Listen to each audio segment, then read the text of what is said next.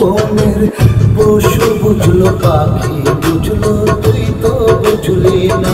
হঠাৎই অভিমান করেই ছেড়ে দিয়েছিলেন এ গান, অথচ এক সময় জনপ্রিয় কণ্ঠশিল্পী এই হাসুর গান ছিল মানুষের মুখে মুখে, কিন্তু বুক ভরা অভিমান নিয়ে গানের জগৎ থেকে হারিয়ে যান তিনি।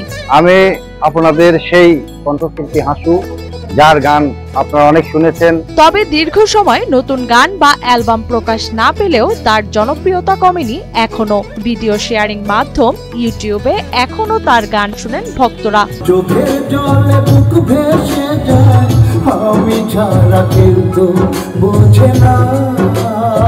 2003 সালে প্রথম গানের অ্যালবাম প্রকাশ করেন হাসু। ফুলে ফুলে সাজিয়ে গাড়ি এই গানের অ্যালবাম দিয়েই শুরু হয়েছিল তার সঙ্গীত জীবনের জাদুকরী যাত্রা।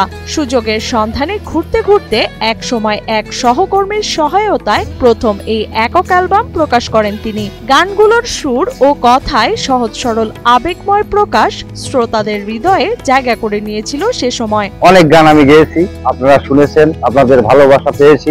পড়াশোনা শেষ করে কোনাবাড়ির একটি গার্মেন্টসে চাকরি নেন তিনি। গার্মেন্টসে চাকরির পাশাপাশি গানের চর্চা করে এক সময় জনপ্রিয়তা পেয়েছিলেন হাসু, হয়েছিলেন শত মানুষের পছন্দের ব্যক্তিত্ব। কিন্তু ব্যক্তিগত কিছু কষ্টের কারণে হঠাৎই অভিমান করে ছেড়ে দিয়েছিলেন গান।